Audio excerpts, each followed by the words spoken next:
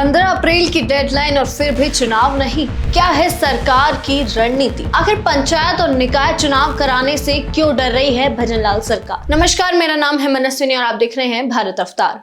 राजस्थान की राजनीति में इन दिनों एक बड़ा सवाल गूंज रहा है कि क्या राज्य की भजनलाल शर्मा सरकार निकाय और पंचायत चुनाव टालना चाहती है, और अगर नहीं तो फिर चुनाव की तारीखों का ऐलान अब तक क्यों नहीं हुआ है? दरअसल मामला अब सीधे जो है वो अदालत तक पहुंच चुका है। पहले राजस्थान हाई कोर्ट ने और फिर सुप्रीम कोर्ट ऑफ इंडिया ने साफ कहा था कि पिछले साल खाली हो चुकी पंचायती राज संस्थाओं और शहरी निकाय के चुनाव 15 अप्रैल तक करवाए जाए, लेकिन तय समय नजदीक आते जाने के बावजूद चुनाव कार्यक्रम जारी नहीं हुआ, जिससे सियासत अब गर्मा गई है। और इसी बीच एक बड़ा ट्विस्ट तब आया जब पूर्व विधायक संयम लोढ़ा भी सुप्रीम कोर्ट पहुंच गए। उन्होंने कैवियट दायर कर दी है। इसका मतलब साफ है कि अगर सरकार चुनाव टालने की बात करती है तो कोर्ट को उनका पक्ष भी सुनना पड़ेगा। लोढ़ा का आरोप काफी सीधा है। उनका कहना है कि सरकार परिसीमन पुनर्गठन और ओबीसी आयोग की रिपोर्ट जैसे मुद्दों का हवाला देकर चुनाव को आगे खिसकाने की कोशिश कर रही है,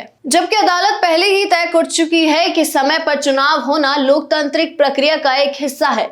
दूसरी तरफ सरकार की दलील भी सामने आई। सरकार ने सुप्रीम कोर्ट में दायर याचिका में कहा कि राज्य में 309 में से 113 शहरी निकायों और परिसीमन कोर्ट ने रद्द कर दिया था।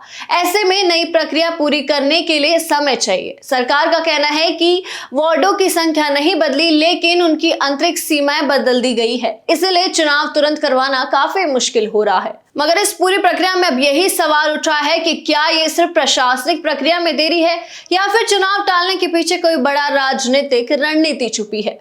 क्योंकि स्थानीय निकाय चुनाव सिर्फ शहरों और गांवों की सरकार तय नहीं करती, बल्कि ये चुनाव राज्य की राजनीतिक दिशा भी दिखाती है। और यही वजह है कि सबकी नजर सुप्रीम कोर्ट के अगले कदम पर टिकी है। अगर कोर्ट सख्ती दिखाता है तो राजस्थान में जल्द ही चुनावी बिगुल भी बच सकती है, लेकिन अगर समय बढ़ता है तो विपक्ष के आरोप और तेज होना तय है। राजस्थान की राजनीति में ये मामला आने वाले दिनों में क्या बड़ा मोड़ लेगा, ये तो आने वाला समय ही बताएगा।